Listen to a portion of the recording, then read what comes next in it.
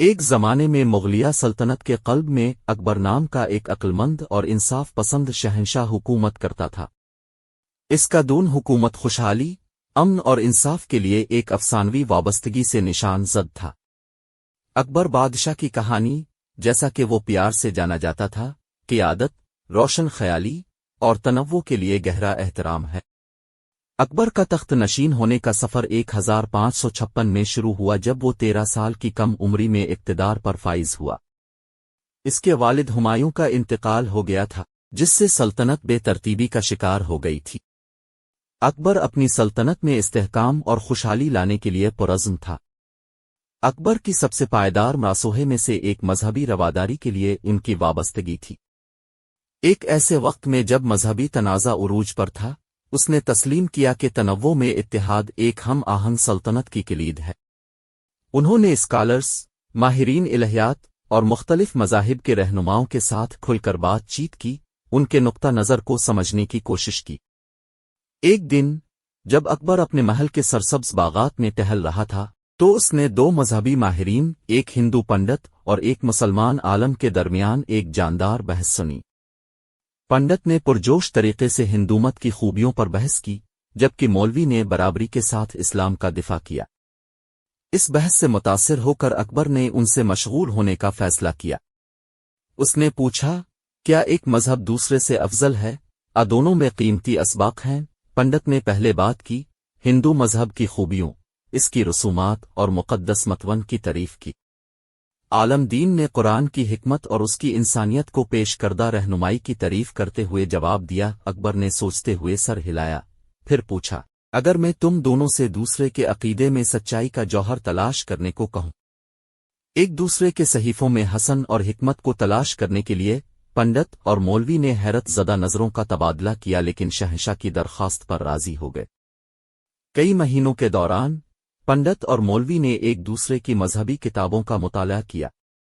انہوں نے دریافت کیا کہ ہندو مذہب اور اسلام دونوں میں ہمدردی، انصاف اور اندرونی حکمت کے حصول کے موضوعات مشترک ہیں۔ علماء کے مطالعے نے ان اصولوں کی آفاقیت کے لیے ان کے ذہنوں کو کھول دیا۔ ایک دن وہ اپنے نتائج لے کر اکبر کے پاس پہنچے۔ انہوں نے وضاحت کی کہ سچائی کا جوہر دونوں مذاہب میں پایا جا سکتا ہے، اور یہ کہ مذہبی ہم آہنگی سلطنت کی بھلائی کے لیے ضروری ہے۔ اکبر ان کے نتائج سے خوش ہوا اور اصالِ کل سب کے لیے امن کے نظریے کا اعلان کیا، مذہبی رواداری کی پالیسی جو اس کی حکمرانی کی وضاحت کرے گی۔ رواداری کی یہ پالیسی صرف ہندو مذہب اور اسلام تک نہیں بلکہ تمام مذاہب تک پھیلی ہوئی ہے۔ اکبر نے مختلف پس منظر سے تعلق رکھنے والے علماء کو اپنے دربار میں مدعو کیا اور آزادانہ بحث اور گفتگو کی حوصلہ افزائی کی۔ اس کا خیال تھا کہ ہر عقیدے کی حکمت سلطنت کو تقویت بخشتی ہے، اور مذہبی تنوع اس کی طاقت ہے۔ ایک دن نوشیروان نامی زرتشتی عالم مغل دربار میں پہنچا۔ اس نے اکبر کو ایک نادر زرتشتی متن پیش کیا، اس امید پر کہ وہ شہنشاہ کی روشن خیال لائبریری میں حصہ ڈالیں گے۔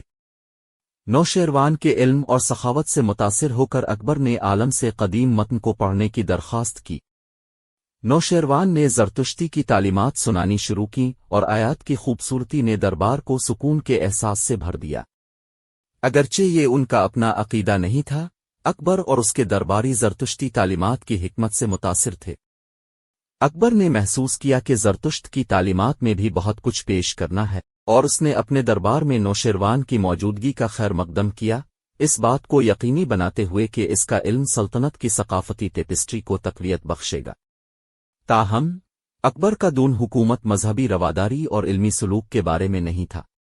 وہ ایک شاندار عسکری حکمت عملی ساز تھا جس نے اپنی سلطنت کو وسعت دیتے ہوئے تقریباً تمام برصغیر پاک و ہند کو گھیر لیا۔ پھر بھی اپنی فوجی مہموں میں بھی اس نے غیر معمولی حکمت اور انصاف پسندی کا مظاہرہ کیا۔ اپنی ایک فوجی مہم کے دوران اکبر کی فوجوں نے راجپوت فخر کی علامت چتور گڑھ کے قلعے پر قبضہ کر لیا۔ چتور گڑھ کی ملکہ رانی پدمنی نے پکڑے جانے کے بجائے جوہر خود سوزی کا ارتکاب کیا تھا۔ راجپوت بادشاہ مہارانا الفادی سنگھ جنگلوں کی طرف بھاگ گیا۔ اکبر نے اپنی فتح پر خوش ہونے کے بجائے بادشاہ کی تلاش اور اس کی حفاظت کو یقینی بنانے کے لیے سفیر بھیجے۔ جب مہارانا ادے سنگھ کو پایا گیا تو ان کے ساتھ عزت و احترام سے پیش آیا اور اپنے لوگوں کے پاس واپس آ گیا۔ عظمت کے اس عمل نے اکبر کو بہت سے راجپوتوں کی تعریف حاصل کی۔ انصاف کے لیے اکبر کی وابستگی اس کی اپنی عدالت تک پھیل گئی۔ ایک دن ایک بھکاری عدالت سے رجوع ہوا اور اس کے خیال میں اس کے ساتھ کسی غلط کام کا ازالہ کرنا چاہتا تھا۔ اس نے دعویٰ کیا کہ ایک امیر نے ناحق اس کی جائیداد ضبط کر لی ہے۔ اکبر نے بھکاری کی فریاد کو غور سے سنا اور اپنے وزراء کو تحقیقات کا حکم دیا۔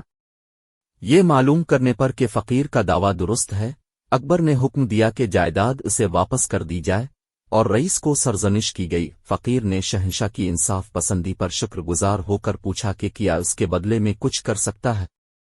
اکبر نے جواب دیا، میں مادی دولت احسانات کا طالب نہیں ہوں، جو میں چاہتا ہوں وہ تمہاری دعائیں ہیں۔ ہماری سلطنت کی بھلائی کے لیے دعا کرو۔ اکبر کا دور مغلیہ سلطنت میں بے مثال روشن خیالی اور خوشحالی کا دور تھا۔ اس نے فوجی طاقت کو انصاف، مذہبی رواداری اور علم کے حصول کے لیے گہری وابستگی کے ساتھ جوڑ دیا۔ ان کی اصالِ قلب کی پالیسیاں اور متنوع ثقافتوں اور مذاہب کو اپنانے نے ہندوستان کی تاریخ پر انمٹ نقوش چھوڑے۔ اکبر بادشاہ کی کہانی دانشمندی، ہمدردی اور انصاف کے عزم کی پائیدار طاقت کا ثبوت ہے۔ یہ ایک یاد دہانی ہے کہ روشن خیال قیادت ایک سلطنت کو بدل سکتی ہے اور آنے والی نسلوں کو اتحاد، تنوع اور سچائی اور راست بازی کی میراث چھوڑ کر حوصلہ افزائی کر سکتی ہے۔